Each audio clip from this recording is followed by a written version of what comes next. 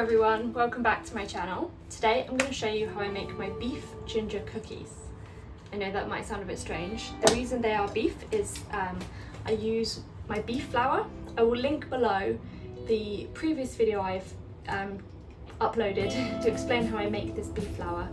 It is a bit of a process. If you live in the US, there are places you can buy it. I'm not aware of a UK or European based source for this. It's basically cooked, dehydrated and ground up beef mince. This recipe is a spin-off of a recipe from someone called Ash Eats. I will tag her recipe below. Hers is like a pumpkin based cookie which uses pumpkin puree. These are basically a ginger version of those. So what you'll need for this is the beef flour, like I mentioned, about a cup's worth, a couple of eggs, half a cup of butter or ghee. This is salted butter, it was the only one I could get, the only one that was in the shop because I ran out. So if you're using unsalted butter, also add in a pinch of salt. You will need dates, and mine are in here. I would recommend about a cup to 2 cups, depending on how juicy your dates are and how sweet you want it. So these are not super juicy dates, and I like it quite sweet, so I've gone for 2. You can adjust that based on the dates and your preference. Also some cinnamon, then a big chunk of fresh ginger, which we're going to grate up and put in there. I also add some ginger powder to mine because I like them really gingery, but again that's personal preference to taste. So I'm going to drain off these dates. I forgot to mention, 2 hours or so ago, I poured hot kettle water over these dates just to cover them, let them soak and soften up. So I'm going to drain these now and then we can get into this. So to start off with, we're going to take that chunk of ginger, well, after we've soaked the dates, and we're going to grate that. I'm going to use this fine setting.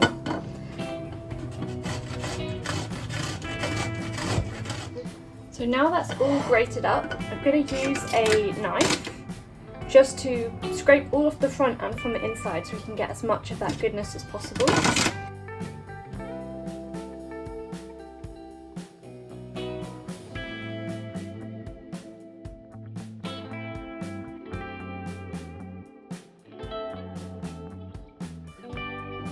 So I love using ginger for its anti-inflammatory properties.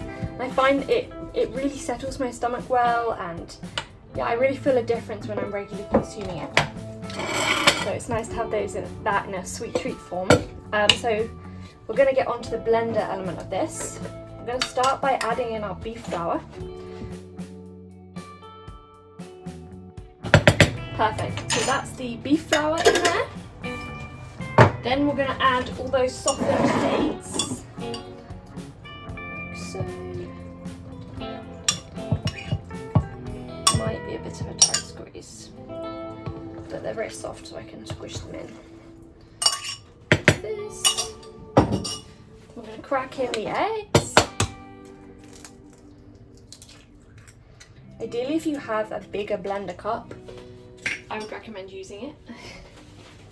My bigger blender cup isn't clean right now, it's in the dishwasher, but that's okay. This one will just about do. And then we're going to add in a massive, large chunk of butter, about half a cup's worth.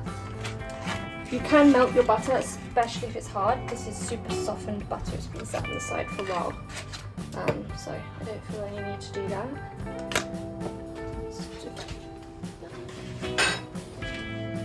And then we're going to add in all that grated up ginger.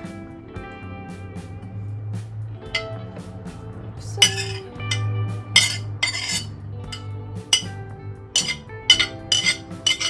Any juice that's on there. And then I'm going to add a tiny sprinkle of this just to give it that extra kick. I find there's almost a slightly different flavour from fresh ginger to ginger powder. It's nice to have both, but yeah, personal preference. And then some cinnamon, immediately out here. Just pop the rest of that in there. I also recommend using Ceylon cinnamon because it has blood sugar balancing properties. It's the type of cinnamon that's really packed with all those health benefits. And then we're just going to blend this up.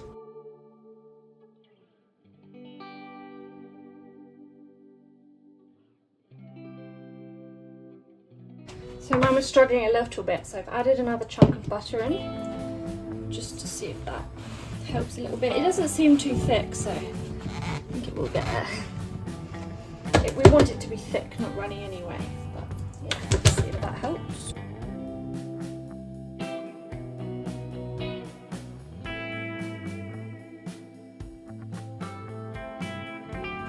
So we're going to take a lined baking sheet here, and I have a preheated oven to about 175 degrees Celsius. And yeah, I'm going to just place these out into circles on this lined baking sheet. They're not like normal cookies in the sense that they won't, like, you can't just leave a ball and it will spread out. You want to form these sort of into the shape that you want. Oh, that was quite a big one. It's okay. They won't really spread at all, they'll just cook in the shape that you place them. Smaller one there.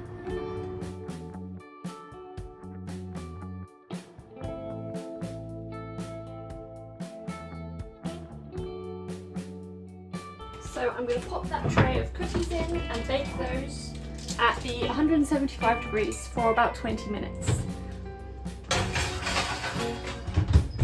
There is a sad extra one by himself, and I've got something else cooking in there, so I'll have to put him in a minute to cook.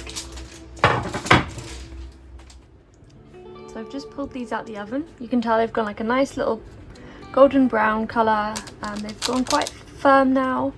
They've even seemed to have puffed up a very tiny little bit.